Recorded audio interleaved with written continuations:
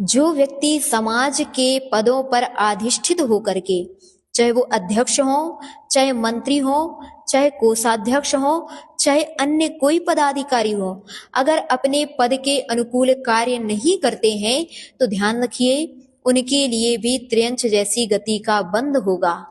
यह बात हम नहीं कह रहे, आचार्य उमा स्वामी मुनि महाराज स्वयं तत्वार्थ सूत्र ग्रंथ में लिखते हैं, माया तैरज्ञोनस्य।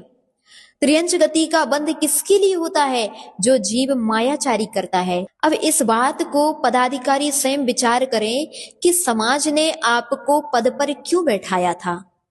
इसीलिए नहीं बैठाया था कि जब सम्मान का अवसर आए तो तुम माला पहनने पहुंच जाना, जब सम्मान का अवसर आए तो तुम टीका चंदन लगवाने पहुंच जाना, जब पैसे लेने का अवसर आए तो तुम वसूली करने पहुंच जाना। केवल इसके लिए समाज ने आपको पद में नहीं बैठाया था। समाज ने आपको इसीलिए पद में बैठाया था कि आप समाज की, धर्म की, साधुओं की सेवा में तत्पर रहेंगे, इसीलिए आपको पद में बैठाया गया था। आज हम जो देख रहे हैं कुछ उल्टा ही नजर आ रहा है। पहले एक समय था जब पदाधिकारी सबसे आगे रहते थे और समाज के लोग पीछे रहते थे, लेकिन आज कुछ उल्टा ही देखने में आता है कि अन्य भक्तिमान श्रावक आगे नजर आते हैं और अंत में जाकर के जब साधु नगर में आ जाते हैं तब कहीं श्रावक लोग उनका परिचय कराते हैं कि महाराज श्री अमुक व्यक्ति ये हमारे यहाँ के अध्यक्ष हैं, ये हमारे यहाँ के मंत्री हैं। अन्य व्यक्ति उनकी पहचान करा रहे हैं। अरे यह तो शर्म की बात है। आपकी पहचान कोई कराए ना, आपके कार्यों से सहज ही हो जाना चाहिए कि आप कार्य में लगनशील हैं, तो साधु अपने आप ही पहचान जाए कि निश्चित ही यह कोई ना कोई पदाधिकारी होगा। यह आपका कर्तव्य रहा है। लेकिन आज जो उल्टा देखने में आ रहा है, यह आपके लिए तीव्र कर्म का आश्रय कराने वाला है। मंदिरों में जो चींटी, चाहे चूहा, चाहे छिपकली, चाहे गजरथ में घूमने वाला वह हाथी कौन बनता है? वही जीव इस प्रकार की पर्याय को धारण करते हैं जिन्होंने पद से व्यामोह रखा था लेकिन पद के अनुकूल कार्य नहीं किया है। वही जीव मंदिरों में चूहा बनकर के चिटक खाते हुए नजर आते हैं, वही जीव चींटी बनकर के मंदिरों में चिटक खाते हुए नजर आती हैं, वही जीव मंदिरों में छिपकली बने हुए चिपके हुए नजर आते हैं और वही जीव लंबी सूंड लटकाए हुए हाथी बने नजर आते हैं। क्यों? क्योंकि आपने देखा होगा वह चींटियां जो चिटक दूसरे चढ़ा करके गए हैं, खाती वह चींटियां हैं। कौन बनी वह चींटियां? वही जीव चींटियां बन गए हैं जिन्होंने पद का व्यामोह रखते हुए नाम तो स्वयं का लिखाया कि मैं अमुक पदाधिकारी हूं, लेकिन कार्य करने के लिए अन्य कर्मचारियों को भेजा था, अन्य कोई श्रावकों को भेजा था, मुझे समय नहीं है यह कह करके।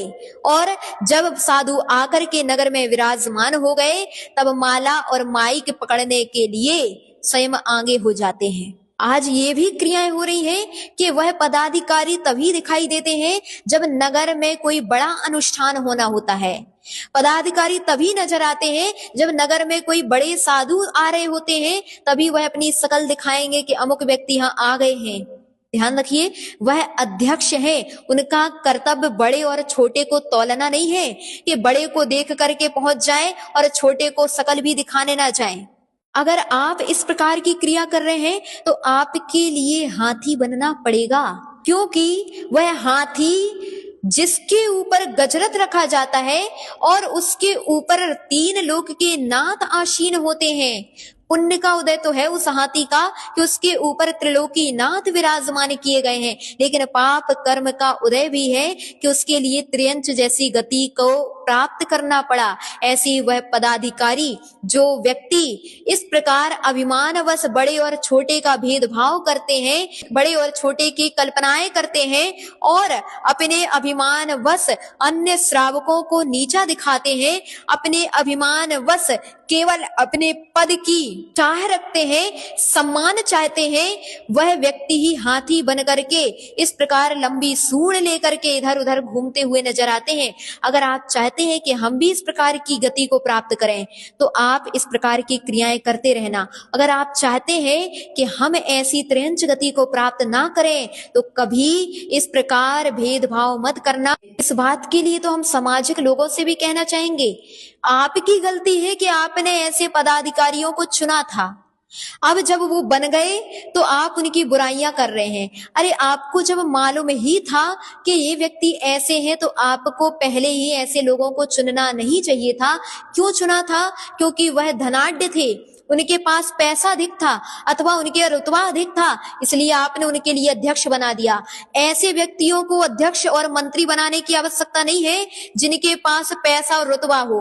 आप तो उनके लिए अध्यक्ष और मंत्री के रूप में अधिष्ठित करें जिनका व्यवहार अच्छा है, जिनकी कर्तव्य निष्ठा है, जिनके अंदर भक्ति भाव है, जिनके अंदर बड़े और छोटे का भेदभाव नहीं है, उनके लिए ही पदों पर अधिष्ठित करना।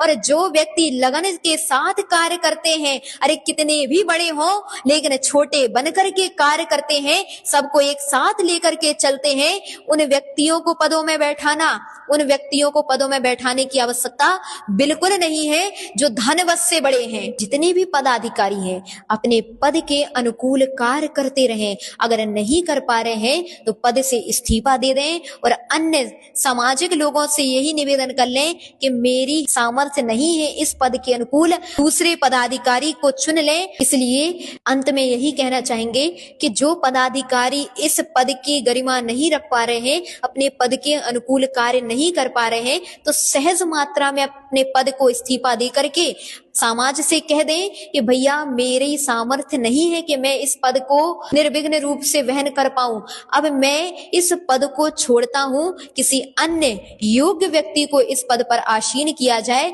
जो इसका सहज रूप से और अच्छे तरीके से पालन कर पाए।